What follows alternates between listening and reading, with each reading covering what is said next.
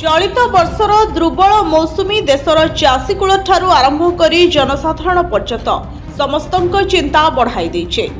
पाणीपाग विज्ञानी मध्य निरंतर चेतावनी जारी करछन्ते। मौसुमी वर्षा कम हेबा संपर्क में एक आश्चर्यजनक रिपोर्ट सामना को आछे।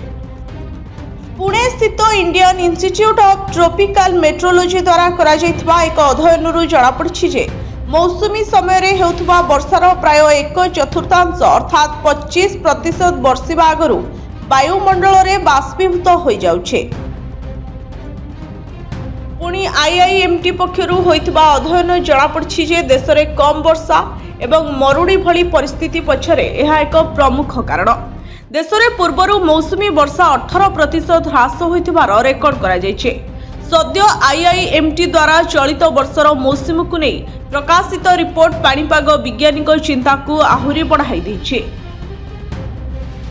पुणे आईआईटीएम अध्ययन अनुसार मेघरू पड़ुथबा वर्षार जल एक बड़ अंश भूमि रे पहुंचवा पूर्व उपमेघस्तर मेघ तले रहितबा स्तर रे बाष्पीभूत होइथाय।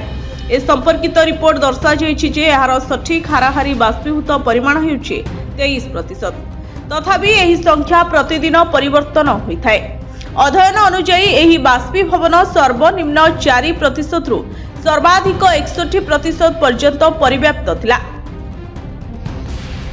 जदि 45% रु अधिक बाष्पीभूत होइथिबा 4टी दिन को बाद दिया जाए ताहले एहार हाराहारी परिमाण प्राय 18% हेबो।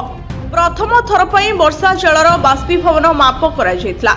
अध्ययन रे वैज्ञानिक वर्षा एवं बाष्पर उपस्थित हाइड्रोजेन एवं ऑक्सीजन स्थिर समस्थानिक को विश्लेषण करथिले एवं वर्षा बिंदुर विवर्तन को ट्रैक करिबा पई पिलो क्लाउड इंटरैक्शन मॉडल व्यवहार करथिले।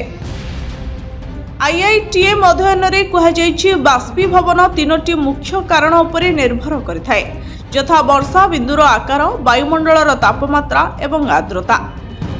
ब्यूरो रिपोर्ट सोना न्यूज।